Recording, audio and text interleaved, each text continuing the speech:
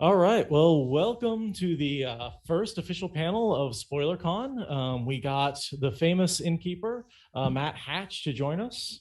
Matt, welcome. And Thank you you. got a few of your crew with you. You want to introduce everybody? Yeah, to my, I think, right. Anyways, this is Mary Frenzy. I thought I'd bring along some Theorylanders with me because we're going to be talking theories tonight. So this will be fun.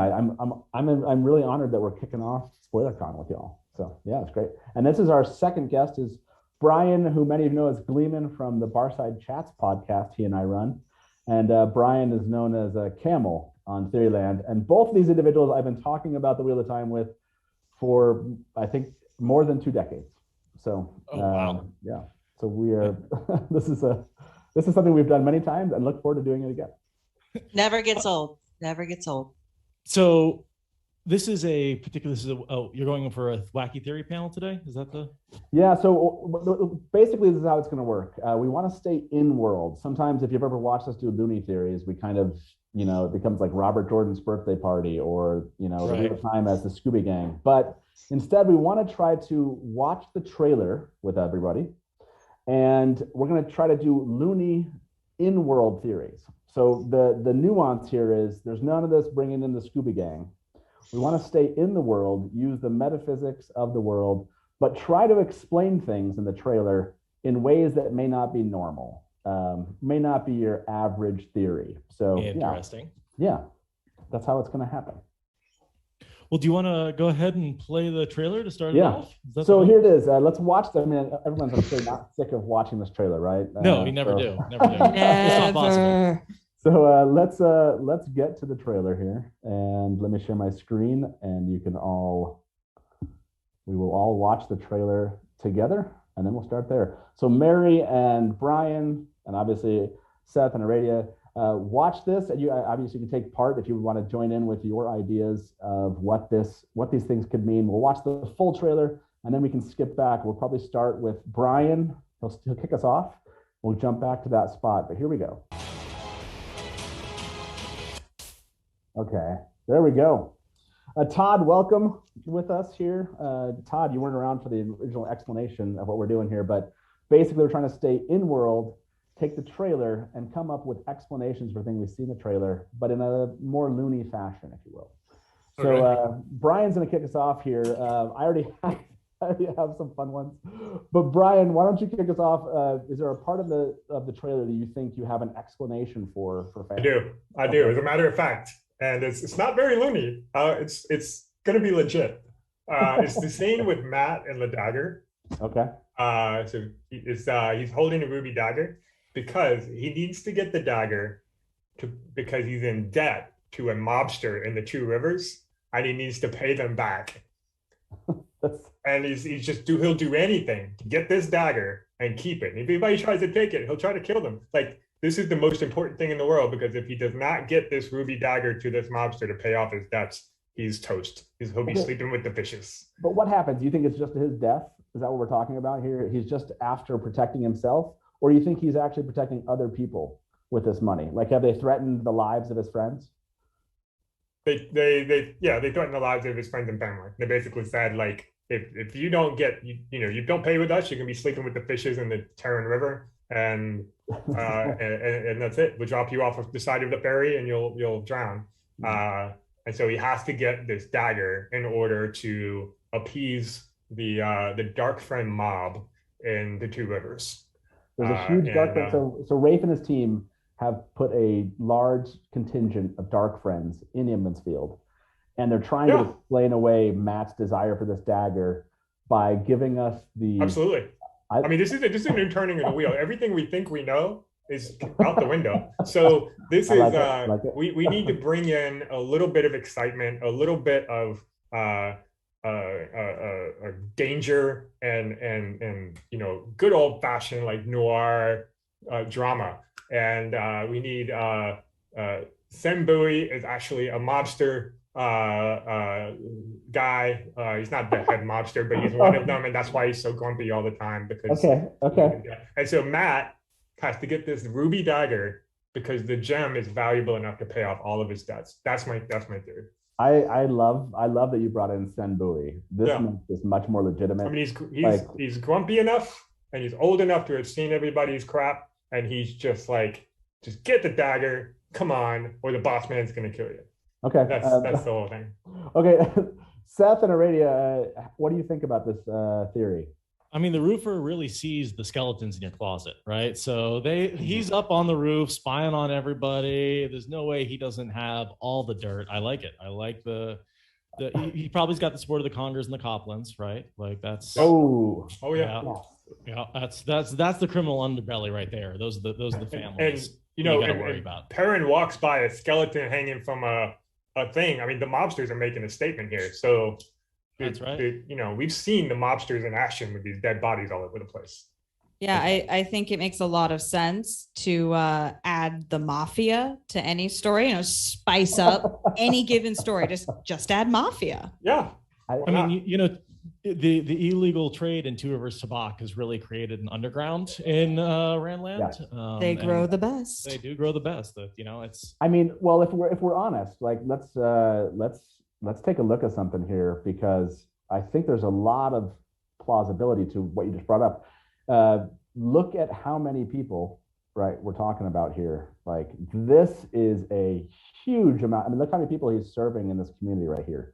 I mean, that is a thriving criminal underground economy right there. Yeah, absolutely. Right there. I mean, and look, that is the smile of someone right there who's clearly desperate. He was desperate to look normal to everybody else, because He was just playing dice if with he them. gives it away, his family's toast. Yeah, look He at was that. just playing dice with them. See, Yep. and Rafe already showed us that he has gambling debts, right? Yes. So He's got gambling this is debts. actually, Yeah. he has gambling debts. It's clear. His friends are kind of consoling him here. They're like, don't worry, no one's going to kill you. You know, Sen Bui, he's just an old man. Matt knows the truth, basically, here. So Tears really far away. It's fine. yeah, I actually do like this. I mean, this does look like, if you take a look at the shot, we are talking about, that is look at, as he's kind of staring at that gem, he's asking to himself, like, maybe this little thing is enough to pay off all of, like, he's amazed. Well, you know why Matt is convinced he always wins at dice? It's because Perrin and Rand are trying to help him out with his gambling debt, so they deliberately lose. So they're like giving him money. So he's not actually lucky. He's just got good friends who are trying to pay off his debts. Yes. Okay. By the way, this is actually a great theory. It's a great theory. That's what I said. It's not that loony. Yeah. But it Rafe, totally works. But this is the idea of, like, Rafe wants us to really dig in and believe certain things about characters, and knowing that Matt's desperate, to pay off his gambling debts makes a lot of sense. Why he would just pick up a random dagger, instead of just being like a stupid kid. He'll sleep in the haystack of a farm to, like, get it. Like, he will do anything to get this thing. Otherwise, the mob's going to get him and get him and his family. I like it. I like it. Desperation. He reeks of desperation in his trailer. Mary and Todd, before we move on from this one, what do you think about this? Is there anything you see of building here, or you're not a fan? Where does the badger play in, and how much could he get for the horn? Oh, how much could he get for the horn? It's exotic animal trafficking for the mob. Oh my goodness. that along with the Two Rivers Tabak. Yeah. Yeah, I can see that. Loosing the badgers. Maybe loosing the badgers is something he does so he can steal things from people's homes. Like, it's a diversionary tactic. Yes, this is something he's an even worse criminal than we realized. Oh my gosh. Yeah. Using an innocent badger like that. And the horn is not something he's getting to sell. The horn is, in his mind, something that he can use to escape the mob, because if he's got the heroes of the horn on his side, he can push back against the mob. That's why he wants the horn. This is good. He's not like, oh, I want to save the world. He's like, I want to save my ass, because these guys are going to kill me if I don't get them this ruby dagger, which I lost, by the way. The Aes Sedai took it from me and put it in their vault. So I have to protect myself somehow. So are you saying, like, the Heroes of the Horn is like an alternate mob, like the Yakuza, and he's turning to them to help protect him from his local mob? The mafia of God. What else are they? The only thing better than adding the mafia is adding two mafias. Two mafias. Yes. We got the immortal superhero mafia, and we got the Dark Friends and Two Rivers. This is brilliant. Let's Brian, just say the initiation to be part of the Horn is a little more violent than you might think. So You might just die. the Thatchers versus the what mob? The Thatchers and the Horns. Thatchers and the Horns. The Thatchers. Ooh, I like it. I like it, Brian. Well done. That's a great start for us. Round of applause for Brian here. Nice job. Nice job. That was awesome. Excellent. Excellent. Okay, so I want to move on from this one because we got a lot of ground to cover. That's just one. That was like 2 or 3 scenes from a trailer that has a lot of things that are not explained. Okay, Mary, are you ready? I have a couple, but do you have one that's coming to mind from what you just saw with the trailer where you thought to yourself, I have no idea what's going on here, but I want to try to explain something? I do, but it's very silly. It's very loony, and hopefully it won't take too long because I'm curious about yours. Okay. But at the beginning of the trailer, you see the inside of the inn, and it's light outside. You see the light coming in the window, but there's candles all over the place with open flame. Yes. And so my theory is that the merchant Pat Fane who comes in, he's not really a merchant. He's more of a safety inspector. And he is going to give Bran Alver a ration of grief for this clearly unsafe environment for the town and for his employees. And Bran just tells him, you're full of it. I'm not gonna, this is my inn. I can do what I want. And Pat Fane comes back later with his, I guess, mafia. I suppose, his fellow safety inspectors who happened to, they had to walk the whole way. He needed really, strong safety inspectors, and so, he grabbed the Trollocs. And when they came in to check everything out, there were even more candles because it was at night. And one of them got knocked over, and it created this huge fire. And that's what this scene is just all those candles setting the entire village on fire because nobody takes safety seriously. No, I think the Trollocs showed up after the inn caught on fire because the inn had too many candles, and it's just a coincidence, and that added to the chaos. And they're trying to put it out. Saying, "I told you so, Bran Alver. I told you so." Yeah, and then Senbui gets in on that. Bran Alver is making a claim that it was the Trollocs, so he can cover the cost. Exactly, it's insurance fraud. This is insurance fraud. Yes, insurance fraud. And Pat Fane was actually maligned. Which supports my other loony theory that the Alvirs are Dark Friends. I like it. Insurance. The mafia. Tying it all together. Insurance fraud. Okay. I'm loving the gritty realism of this world. See, I was thinking the Trollocs are the firefighters. Like they were coming in trying to save the village, and there's land getting in the way. Like he really wants the inn to burn down. They really pissed him off. So I think Lan is the one who knocked over the candles. Moraine is actually the firefighter. That like swirling thing is like her trying to put the fire out, right? Okay, that does actually lead into another loony theory that I have about something that's kind of inexplicable here. Let me see if I can find it. Oh, there it is. 1 second. I need to find this part in the trailer. You got to see this part to kind of see it to believe it, if you will, here. I think we kind of mistake someone here in the trailer. Let me share my screen. So here we go. I think we mistake this for Mirgirl. If you look closely, that really distinctly looks like it's just Lan pretending to be a Mirgirl here, right? So, yeah. So look at that. There's a lot of that just like his lips. You see that he's actually, I think he's wearing some kind of like, he's just kind of like pinching his bottom lip there to kind of just making duck lips. Yeah, he's fooling the Trollocs, right? Because what he's really trying to do is Moraine has kind of forced him to kind of force these kids out to leave with her. And so he's dressing up as this Mirgirl. And then they just happen to get caught up in this whole like Bran Alver thing where he's, insurance fraud issue because Pat Fane's clearly coming in and trying to cause trouble in town. So he dresses up as a Mirgirl. Lan clearly right here, he's trying to make some good case for why he's doing it to obviously like you have to protect your people from your village. So I think this is clearly Lan dressed up as Mirgirl, and that is why they end up leaving the Eamon's Field, because they've been tricked. What Yes kind of or idiots no? do you think the Two Rivers people are? They'll totally know that's like the same person.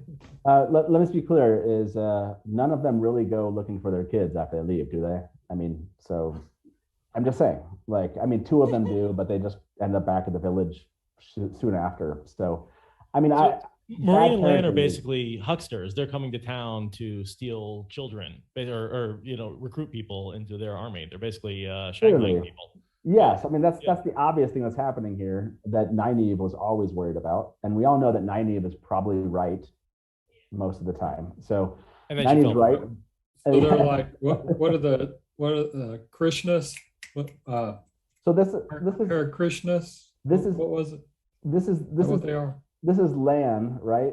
Lan is Nynaeve's. He's trying to convince that whole scene of Nynaeve holding the whatever knife to him. Nynaeve knows that they're hucksters, and she's looking for their people, and he's like, they're not here. Basically, that's what he's basically telling her. Like, you're too late, and you have to come with us. So they've run off with the Tinkers.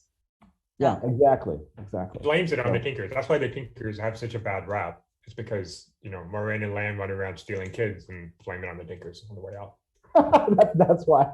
Wow. Moiraine and Lan are responsible. Moiraine and Lan are responsible for these terrible rumors that are spread about the Tinkers because they have been searching for the. That's true. Think about how many villages and how many kids that they've probably. How many times did they get it wrong and they go, "Whoops, this actually isn't the Dragon Reborn." Look, it's like the whole like. We'll make them a warder at the White Tower and go find someone else. It turns out Moiraine has been traveling around for 20 years telling every male she runs into that he's the Dragon Reborn. And she just happens gotta to be work right one of these times. Yeah, it's like a clock. She was finally it's right. It's a numbers game, y'all. It's a numbers game. And she just takes all those male children and tries to make them. And when they're not, she just abandons them. Yeah, this is not the This only is where time Valen Luca gets all his tumblers from. Lan has circus. This is not the only time Lan's dressed up as a Myrddraal, which is clear. And he's had enough experience killing Myrddraal to make a convincing Myrddraal for the Trollocs. So, where else would you just get a random Myrddraal costume, right? This is clearly a pre-planned thing where he's just like, I'm going to stop at the store in Endor and get my Barillon and get myself a Myrddraal costume. I'm gathering that we have insurance fraud and a false flag operation, as well as a mafia hit, all happening coincidentally. This is a complicated world.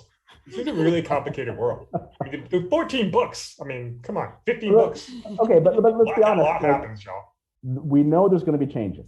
Rafe said there's going to be changes. So I mean, this makes sense that they would really give us this kind of dramatic kickoff.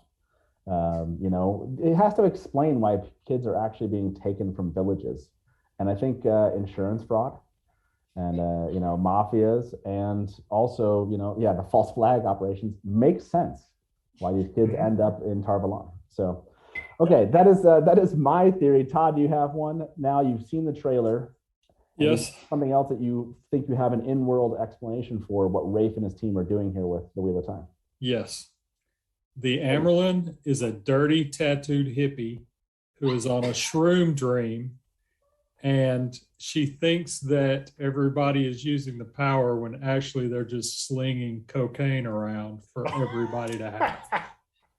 This is like one. So we got drugs now. Now we need back. You hold on. You hold on. You basically stepped out of the third age, and you went back to the first age, and you made this entire story that Rafe and his team are telling immediately into a dream that that the person that's dreaming themselves is having, being exactly because they're in a drug-induced fog. Yes. Drug-induced fog. That's the story you think that Rafe is telling. Yes. Okay. As part of your story, though, I'll be honest. If the insurance fraud starts to make a lot of sense in this story, if this is a drug-induced fog. Insurance ratchet in this theory. You've grouped all theories into yours, which is how do I make sense of why Rafe would make this choice? And it's because he just turned this into a first age dream sequence. Yes. Wow. Yes. Seth and Aradia, do you like this idea that that Todd is proposing? I mean, it does explain.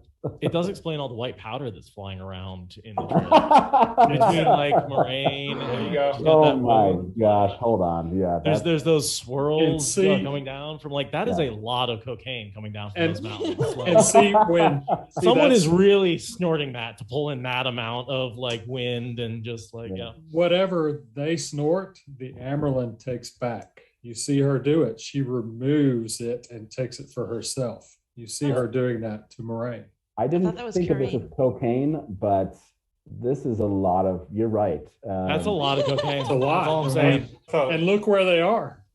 Oh yeah. Here, yes. Oh, and it's clear if you look at the video this way because you play it backwards. That's important in dreams, right? It's actually coming out of because Moraine just took it all in that previous scene, right? So right.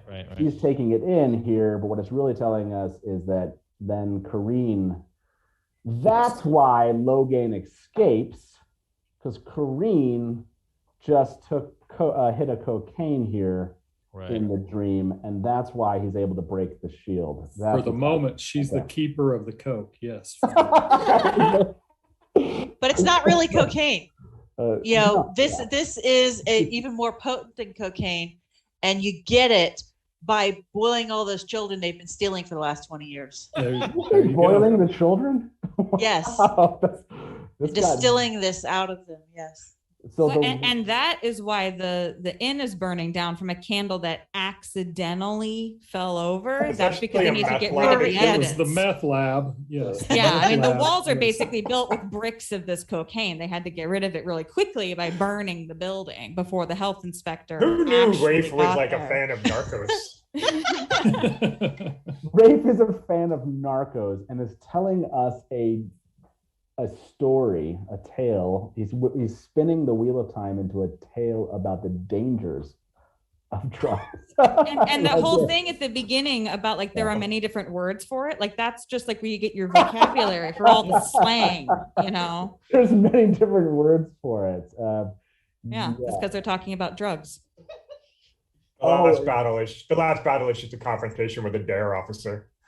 So this moment is like symbolic of your first sniff of cocaine, right? It's like and she says, "Are you ready?" Right? Doesn't she say? Is that what she says? Be strong. Be strong, right? Yeah. And then you fall into a drug-induced stupor and have really vivid hallucinations. I mean, you can't just dip a toe in. You got to go all the way. Get heated in. Wow, this went places that I wasn't anticipating. Oh my gosh! You brought the loony theories. Yeah, well, Todd is taking this to a new level, but I do love that somehow we did get back to the first aid. I have a couple here that can go first aid, but I like how this is Rafe's warning. He's using the Wheel of Time as a warning to kids everywhere to be afraid of drugs and of people that come to your village. And he wanted to make a commentary on global warming. So if you watch the Shadow Logoth scene, you can see that oil is just covering everything in that house. Clearly an oil spill. Yes. They've traveled after the cocaine binge, after the fires. They're attempting to sabotage their competitors nearby in Shadow Logoth, and the competitors are oil barons. And so obviously you rupture the oil tanks and the whole city floods with black oil, which is why they have to jump into the river. He changed, that's right. He changed the appearance, right? Because it doesn't look like it did and does in the books, but that was on purpose to make a commentary on the dangers of oil spills. This is brilliant. Rafe is just taking this fantasy series and using it as a series of cautionary tales. That's the entire point at this point. That's what the trailer looks like. I mean, if we watch the trailer closely, that's clearly the answer. Okay, so now Seth and Aradia, you played along with us. Do either of you have? You've watched the trailer now, however many times, 100 times, and do you have an explanation for something that you thought was maybe unexplained in the trailer that you'd like to share as your own kind of, Rafe interpretation of what he's showing us? I only do serious theories. Okay. What do you mean? These are serious. These are very serious. You think the mafia is the mafia a joke to you? Okay. Don't tell them I said Insurance it. fraud funny? And drugs hilarious to you? Yes. Come on. Serious theories. Let's go. Okay, I'm going to bring a serious theory to this. Unless, Seth, do you have one or no? The oil spill is mine. You pulled that right Okay, out. that's true. So also, you did come up with it. Okay, I'm going to throw one out here. That this actually, this is not my theory, but I was like, this right here does have kind of an oil spill kind of So you can tell. So this is actually my I'll stay third age here. So I like the idea for this one that what you're seeing is a dream sequence, but what you're seeing is Egwene come out of this pool, and she's seeing actually basically Black Aja stab Aes Sedai that are standing around her, and they're bleeding the color of their Aja into this pool that she's now covered with the symbolic blood of the Aes Sedai who are being killed by the Black Aja, because that's the whole purpose of the birth of Egwene here. The birth of Egwene into the story is that she is going to take down the Black Aja. And so what you're seeing here is the actual death of the White Tower and rebirth of Egwene, who is going to vanquish the Black Aja. And so is this like ritual sacrifice of 7 different Aes Sedai, and then she's like hiding underwater? She was like taking a bath, and they came in, and she like go, oh my god, and she ducked underwater, and then they killed them, and then she comes up at the end after they walk away, and it's like, what's going on? And then this is like the accidental like creation of her. I'm bringing back the White Tower. Yes, I didn't go the literal. She's taking a real bath. But you could go the taking a real bath, and she just, but see, you can't really explain the colors then. I think you got to stay in the dream area here. And okay, it's a dream. Okay. It's a dream. So what do we think about this idea that this is some symbolic rebirth of Egwene taking down the Black Aja because of the death of these other Aes Sedai, that she's going to basically what's the or avenge, if you will. This is the Avenger moment. Yeah, this is Avenger Egwene. It's not very loony if it's a dream. Dreams can be anything. What? Todd just came up with a dream. That was a coke-fueled delusion. Different dream. Keeper of the Coke is still a dream. All I'm saying is Avenger Egwene vanquishing the Black Aja, and this is a symbolic death blood of their Aja colors covering her. I know, it actually, I think maybe it's really true. It would certainly be a different take on gore for modern TV. Gore is usually just like more red and just red and red and red. And so for them to add other colors is like, it's a kind of beautiful, like more elegant sort of mass murder scene. I like that. Yeah. I think it would be really interesting to have her come up out of this pool in a dream and see like people bleeding the color of their Aja with the Black Aja like having stabbed them. I would actually really enjoy that scene. So couldn't they just do like a blood test then? Like every sister had to like prick their finger and like bleed and prove that they're not Black Aja? No, that's not. No, I poked a hole in your theory and you don't like that. That's okay. I don't like that theory. With a finger stick. You ruined it with a finger stick. So how does the blood change colors? Does it have to do with the raising ceremony? And is there a terrain grial that changes the color of the blood to the color of your Aja? So there's a whole... I mean, Rafe did say that he was like, we're sticking with the dress colors. Like that was like in a recent Q&A where he's like, yep, they dress in their colors. I mean, how far has he really taken the color thing? We don't know, but it's not inside and out. Inside and out, exactly. They're dressing and becoming the colors, basically. So, yeah. Do you bleed red or do you bleed yellow, green? I like it. I can see. Metaphorical. I can see them going down this road of you think you see someone bleeding a different color if you can channel. Maybe if you're raised, to an Aes Sedai, that's when you can start seeing that. Or maybe Egwene just has the talent of seeing the that's what it is. That's talent. Yeah, she can see Egwene has the talent of seeing people bleed their Aja colors, and that's how she's able to detect Black Aja. I like that better. That's pretty awesome. I like how Varen you're has- fleshing this out as we go. Varen hasn't the been point of cast it. yet, so clearly we don't have that little outlet. Well, it's brown, so there's that whole kind of like, is that brown? Is it black? Kind of Right, thing. right. There, yeah. Blue, green. Yeah. Again, it's a darker color, yeah. And all blood pretty much goes dry to black, so that would be tough. You'd have to There get you fresh go. blood. Old blood would never work. Yeah. I like Okay, it. so The old blood maybe is this strong, would though. be The old blood. Nice. so this would be my loony theory for the Okay. trailer, is that Egwene actually dies in that first sequence. She gets chucked off the cliff, goes into the thing for her, like trial by water, and then she actually dies instead. And the Okay. whole everything else is just like that vision of your whole life before your eyes, but the future that happens to her in her final moments of death, because Nynaeve threw her into a whitewater river in winter. Yes. So It's just the hallucination of a dying brain, is what you're saying. This whole story is.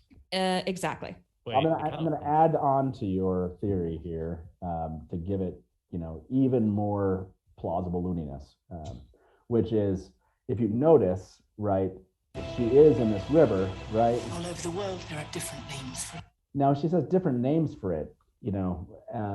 Some people call it murder, but other people call it chucking you in a river. Some There's people a call it different- involuntary manslaughter. So basically, it's if they think that you're a witch and that you can channel, you get thrown into a river, and if you make it to Tarvalon, then you become Aes Sedai. Then you're a witch. And this whole story Rafe is telling is basically Egwene's journey by river to Tarvalon. And, So she floats. She's a witch. yes, She floats So- so she is worthy to become a witch. exactly. Yeah, I like the lazy Okay. river theory here. This is fantastic. I think what does this suggest, that like Rafe thinks that Egwene's story in Eye of the World is just really boring? So we're just gonna like chuck her in a river and then check back on her in 6 episodes, and that's exactly what it is. Yeah, okay. We'll Okay. see where Egwene's at. yeah. Get her out of the way. We'll follow Matt and the boys, and then we'll circle back once she gets to Tarvalon. That's why you see a lot of this river. Yeah, exactly. The river, all rivers lead to Tarvalon. That's basically what There you the go. song is about. So, yeah, I think it's just Rafe making a pun. She's upriver without a paddle. That's what it is. Okay, so let me jump back to you, Brian, Todd, or Mary. I got one. You have okay, go for it. Let's hear All it. right. So that scene with Leanne, like, Oh yeah. popping her staff Right, down. yeah. All right, here's the theory. The Dark One's touch is expanding. The seals of the tower, the protections of the tower are weakening, and bugs are everywhere. And she's disgusted at how many roaches and bugs that she sees as she stomps her staff down to kill one that walks right under her. That's what's happening in that scene. That is probably what's happening. I That's think. exactly what's happening. What do you mean probably? That's exactly what's happening. The look Look at on that her face. Why do you have That's that face for anything other than Yeah. bugs? That's a gnarly cockroach that she's Yeah. just smashing. Yeah. Here we go. I found it. Let me share that cockroach killing scene here. Let me see if I. I hope she uses that staff during the coup attempt, and just uses it and brains somebody with it. yes. It looks heavy enough to do quite a bit of damage. Yeah. Now I missed it. Like you'd think I'd have this thing memorized where these scenes are at every. By Like in the this- middle. It's in the middle somewhere. I know. I know. I just don't. Yeah. I'm It's not right finding at that one part. It's right before the thing. There Yeah. it is. Okay. There you go. Okay, yeah, we got to see this scene here because this is definitely a cockroach kicking or killing scene here. So here we go. Yeah, look what. Yeah, That is it. I just saw a roach and I'm gonna kill it. Little face Yeah. right there. that is. Yeah. the Yeah, she has cheaper- had enough of these had enough of these freaking roaches bugs. already. Call Orkin and get this over with, guys. She is obviously imagining this to be Leandrin as the cockroach. So I think that's really what's happening. Leandrin Yes. is the cockroach that she's imagining killing, but it is the Dark One's influence. Yeah, Leandrin. Yes, you can just see that. Yes, killing. Squish. Yeah. Squish. Play it with sound so we can hear it. See if Oh, okay, yeah. That's that. We'll try that here. Okay. Yeah, Oh, you did hear totally that. heard the Yeah, crunch of a bug there. That was That perfect. is true. I like Right at the smash to black moment. Right at the splash spot. that. Yeah, yeah. That's my thing. Yep. That's it.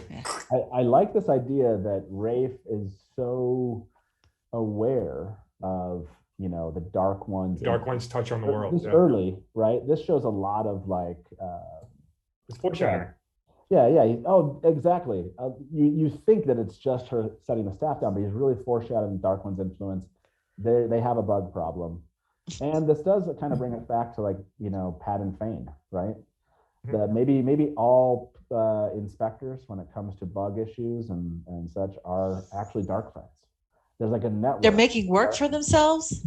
Exactly. This is the whole idea that the dark ones creating jobs where dark friends can get access to places they normally wouldn't, because we're talking cockroaches and stuff all over the world. So bugs everywhere. It's cool. And like, that's part of the other theory here is going further back. Actually, is that the Wine Spring Inn is actually burning down because Marin Alvear actually threw a roach at a bug that scurried across the floor, threw a torch at the bug that scurried across the floor, and the whole thing caught on fire. She'd rather just burn the whole inn down because she saw a spider than live there for one more minute.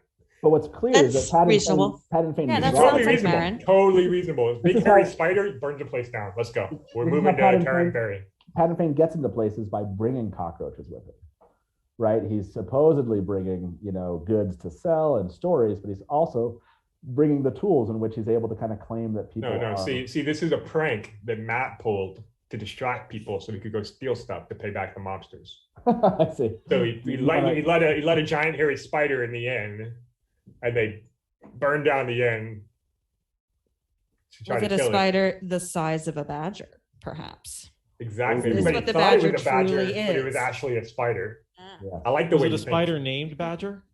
So they couldn't swap wolves and bears, thank you, but they could swap badgers and spiders. That one was okay. Oh, that's a good one. They swapped Badger the spider.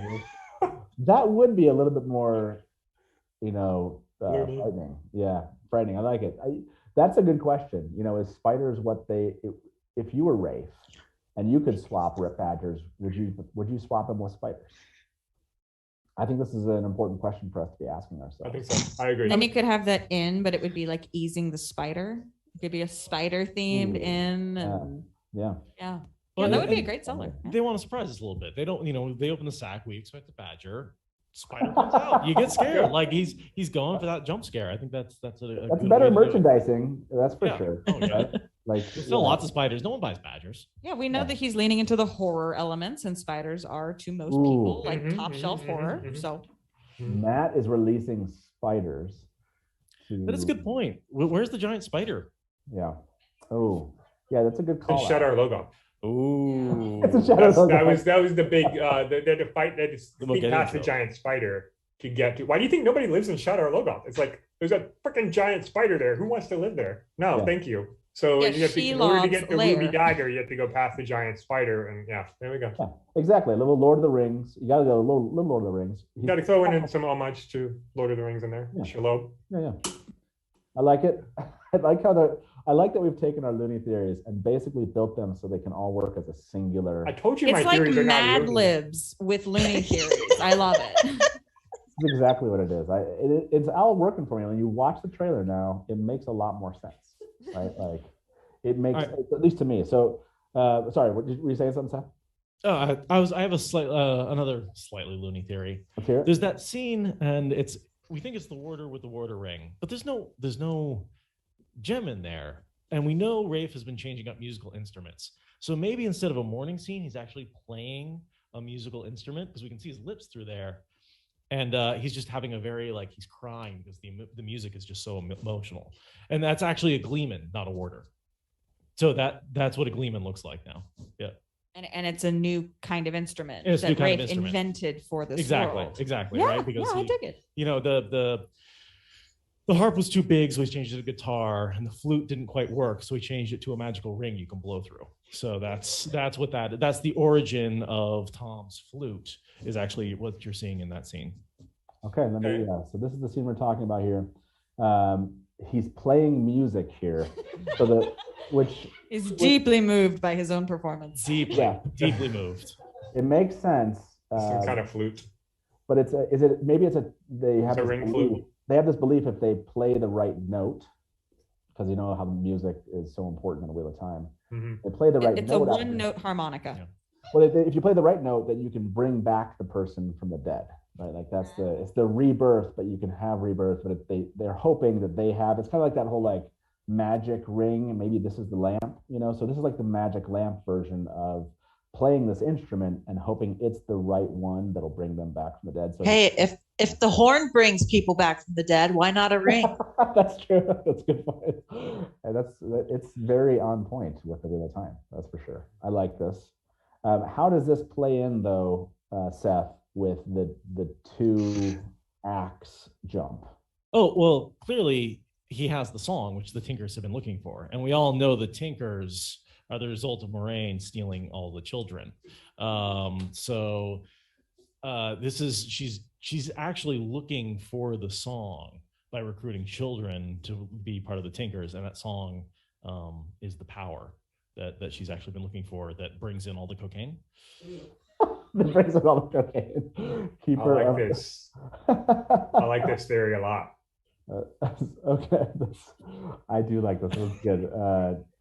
So I have a theory, my own, about Steppen here that I will share here. So let me throw the screen up. Let's remind ourselves what this looks like. This iconic moment.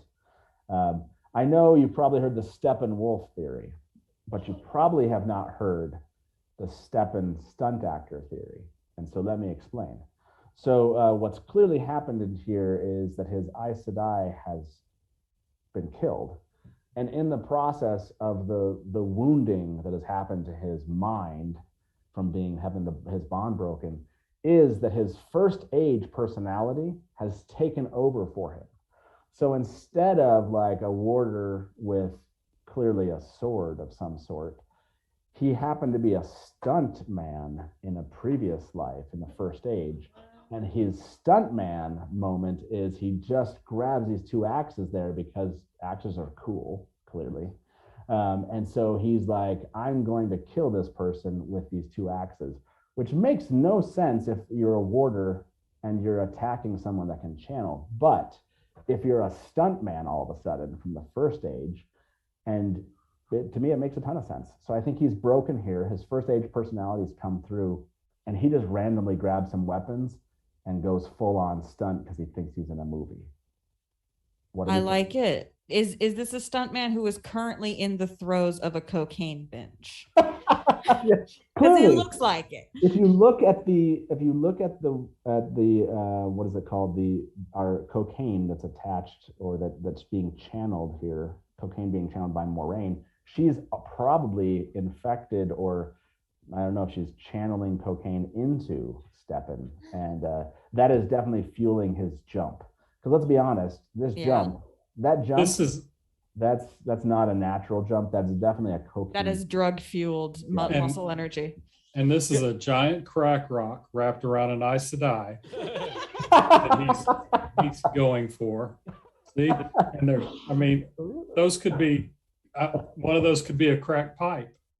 That's what it is. So yes, what do we think? Am I on target here? Is that what Rafe is trying to tell us when he has Steppen attack Logain with 2 axes in a really cool looking jump here? Yeah. How else do you explain the axes? Yeah, I mean, how else do you explain that jump, the attack? I think it makes sense clearly that he's that his first age personalities clearly kind of melding with this moment because of the bond breaking. So I have a slightly wacky theory about that. It's actually Moraine is channeling those axes at Logain, and Steppenwolf is trying to stop them. That's why the jump is so weird. He's actually on Logain's side. Like he didn't like his warder. So once she's dead, he's like, sweet. And then Moraine goes to take him down and she throws those 2 axes, and Steppenwolf is hanging on the axes, trying to hold them back the whole time. And he's getting transported across the thing, and they're just too strong for him. That's why they just sort of channel across. Yeah. So if we do watch it backwards, that is important when you're talking about drugs. If we watch this backwards, look, it does seem like he doesn't want to be there. No, he's like, don't make me jump. Don't make me do this. He's like holding onto those as tight as he can. He's like, you can tell how just upset he's at this point. He's like, But halfway through, he just kind of goes for it. He's like, okay, fine, I'm in the air, I should. But right here, you can tell his arms, he's really holding them way back because he does not want to be doing what he's doing. Nope. Look at that. Yeah, look at that face, which honestly, he's like, and you can kind of almost see the cocaine swirl around him at this point. So it makes a lot of sense that she's thrown the axes into his arms and chucked him in the air, basically at low gain, to be a distraction of some sort. I think that's totally plausible. I think she's trying to save Logain because he's too deep into the cocaine, and that's why there's this shell around him. She's like, you got to get him out. He's too high. You gotta save him. That's a good point, because if we go back to when we first meet him, is it just a little bit earlier in the? This is that whole moment where I try to find this. Oh, there we go. Yes. Look at that is the man who's about to OD right there. Yeah, this is yes. That's what that is, not breaking the shield. It's cocaine overdose. He's so high he thinks he's the Dragon Reborn. Yeah, exactly. This is a cocaine overdose. And yes. Do you think you're the Dragon Reborn? Have you been snorting random white things? Try axe wielding. I know what the jump is, Matt. Okay. It's race play on the original drawings on the books. That is race play on those drawings, because if you see how weirdly out of proportion and odd the jump is, then you look at the what's the guy's name? Sweet that drew Daryl K. Sweet. Yeah. So this is a throwback to his drawings. Gotcha. Then it should be Nicolas Cage making the jump. Is it? That's a good question. How do you know that that's not Nicolas Cage? I mean, he plays a convincing. He's done his own stunts before. I mean, that's some face-off material right there. Steppen is Nicolas Cage in the Third Age. You never know if an actor is Nicolas Cage, because he could have somebody else's face. But that's what I'm saying. Okay, so he's doing his own stunt because he's Nicolas Cage in the First Age, and he's had his bond broken, and the bond broken this is something Nicolas Cage would do. Totally something Nicolas Cage. You're not wrong. Oh my gosh, Steal the Declaration of Independence, charge somebody with 2 axes. That's amazing. Nick Cage's MO right there. Forget Steppenwolf. It's Steppen Cage. Steppen Cage. Steppenwolf in a cage. Yes, that is the theory that's coming out of this. Thank you. Oh my God. In the nick of time? In the nick of time, exactly. Shut up. And I thought my theory that the Tinkers were looking for the song and it turned out to be All Along the Watchtower by Jimi Hendrix, but Battlestar Galactica stole it. Was way too thick, too loony. That's too loony. Yeah, that's just crazy. That is too loony.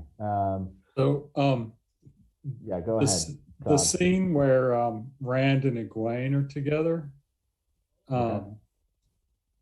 they're in an open relationship, and Egwene is incredibly pissed off at Rand for doinking a conger. That's what's happening in that scene? That's what's happening in that scene. Not a conger. Not a conger, yes. At least do a Copland. Come on. I mean, no, all Coplans do is talk. Some people have no standards. No standards. The Montagues and the Coplans, is that the? Look at she is kind of staring at him like, yeah. The difference between these two scenes are when she finds out. Yes. Like, I think she said "I love you" and he said "That's nice," and that was. Yeah. He's saying it wasn't before, days. Your boyfriend has slept with a conger. This is after. Yes. That's what an interesting way to end us here, Todd. Not that that's any weirder than anything else we've proposed today. So no, that's definitely the least believable thing.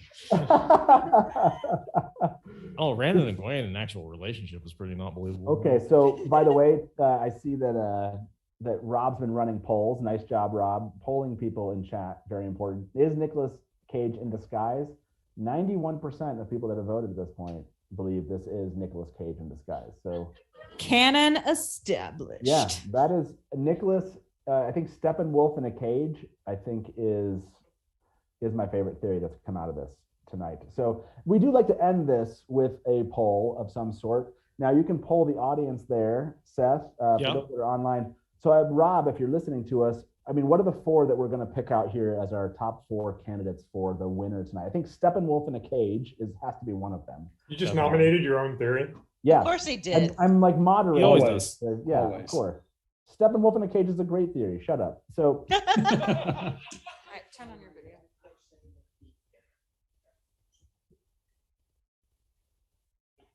yeah. Thank you, Rob. Thank you. Yeah, so that's one of the Voice 4. of reason here. Matt's paying off his gambling debts to the mafia. That's one. Matt and the mafia. Who else? What are the other 2 that we've come up with tonight? We have to do Keeper of the Coke. Keeper of the Coke. That's a good one. So we have Matt and the mafia, Keeper of the Coke. What's the third? Pusher of the Roach. Is that one? Do we want to I can't tell if that one. Nah, that's not loony. That's totally plausible. Yeah, I think that. What's another one that we've talked about tonight that really fits with insurance fraud? Oh, we could go insurance fraud, or do we want to go like River to Tarvalon? No. We can do the River to Tarvalon. Or we need to go. I guess the Keeper of the Coke is the dream one. So what do we think? River to Tarvalon, or are we going to go to the insurance fraud? No one? Oh, insurance fraud. We'll do it. Okay. So insurance fraud. Insurance fraud. So we have Matt and the Mafia. Yep. We have Matt and the Mafia. We have insurance fraud. Hey, everybody. I can't wait for some voting here, everyone. Oh, it's awesome. Okay. So Rob, do you have the 4 in chat? It's Steppenwolf in a cage. Cage the Steppenwolf. Or Cage the Steppenwolf is fine. Have Cage Steppenwolf. I like it. Okay. Keep up the Coke and insurance fraud. Insurance fraud. So maybe by a show of hands, you can only vote once, everybody. You can only vote once. Okay, we'll start off with the first one here. Who likes Matt and the Mafia? So we got Seth, you're counting these right here. Okay. Ooh, look at that. People are counting out 6. votes. I love all of you. Good job. Okay, we got what's the next one on the list? Oh, insurance fraud. Who likes insurance fraud as our top? Okay, whoa, yeah, that didn't garner any votes. That didn't resonate. Mary? Not a lot of interest there. Yeah. Okay, so insurance is boring. Keeper of the Coke. Who's in for Keeper of the Coke? Who likes Coke? Who likes Coke? Ooh, there are. Oh, look at I got some 11. votes. I got some votes. Or maybe 12. I don't know. Okay, who likes Cage Steppenwolf? Ooh, so I'm a vote for Steppenwolf in the cage here. Only seeing 4 for that one. You can vote twice for this one, everybody. 2 hands. There you go. Wow. So it was, if I remember, if I gauge the numbers, if Keeper of the Coke is the winner tonight. Now I win again. Hold on. That's only offline. That doesn't mean that's our online winner. So yeah, everyone in chat needs to go vote, and you should be voting for Cage the Steppenwolf. That's what should be happening tonight. It looks like, honestly, that if we look at that theory, that looks like Matt and the Mafia is going to win the online vote. So, well, that is Loony Theories, but that's Loony Theories trailer. That's like in-world, real-time trailer kind of TV show Loony Theories version. I loved it. Thank you, everyone. Thanks for having us, Seth, and Radio. Matt, thank you so much for doing that. You Matt are and amazing, friends. and You always, guys are great. as always, a consummate innkeeper and a wonderful man. And thank you so much for all you do for this community. And thank you very much for coming on tonight. I really do appreciate it. Look And at you are Mary's funny puppy. as hell. Thanks to my friends. You're all awesome. And thank you, everybody that's there and in chat. That was a blast. I have not done Loony Theories for the show version, and that was so much fun. That was fun. Even though That you was didn't pick the clearly best one. So We're never going to hear the end of it, guys. you were not. Well, no. I don't Wolf in a suppose Cage so. is coming to At least until Landfear is cast. Exactly. Well, take You care. guys are all everybody. great. See you soon. Okay, bye-bye. Thank you so much. Thank you. Bye, guys. Bye, everybody. Bye. Say goodbye to the audience. Bye, audience. Bye. Oh, no, I'm sorry. Bye. Look at all the votes for Steppenwolf in a Cage now. That's all I'm saying. We just waited too long. Okay, see y'all.